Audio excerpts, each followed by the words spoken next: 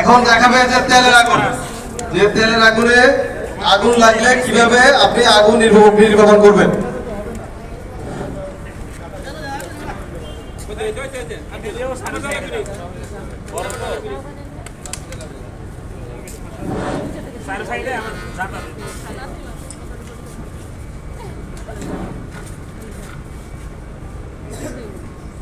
আগুন জ্বালাও।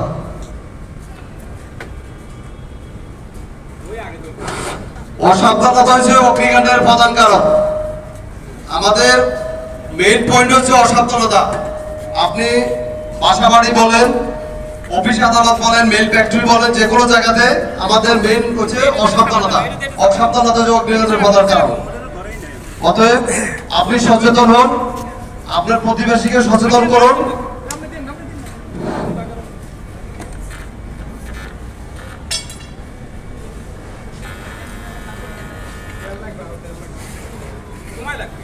আচ্ছা, তোমাদের মধ্যে দুজন দাও, তোমাদের মধ্যে দুজন দাও। এখন তোমরা আগে দেখাও, তোমরা আগে দেখাও।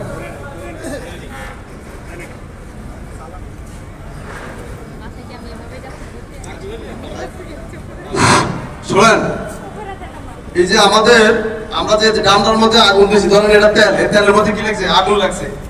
আমাদের ফায়ার ফাইটার মোহাম্মদ নুরুল হক কিভাবে তেলের আগুন নির্বাপন করে, কিভাবে তেলের আগুন নির্বাপন করা যায় আপনারা একটু দেখবেন। এখন উনি নির্বাপন করবেন আর নির্বাপন করেন। একটু লক্ষ্য রাখেন, এটা আমার হাতে কম্বল বলেন, যে এটা বলেন বা বস্তাও থাকতে পারে।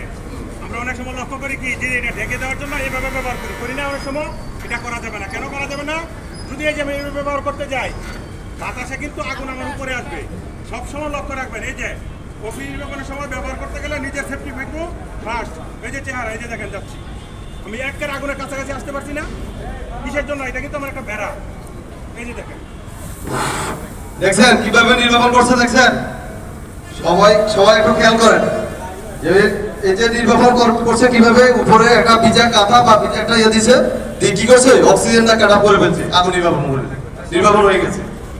এখন আপনাদের মধ্যে আসুন, কে আসবেন? একটু সাহস করে আসেন, একটু করে আসেন।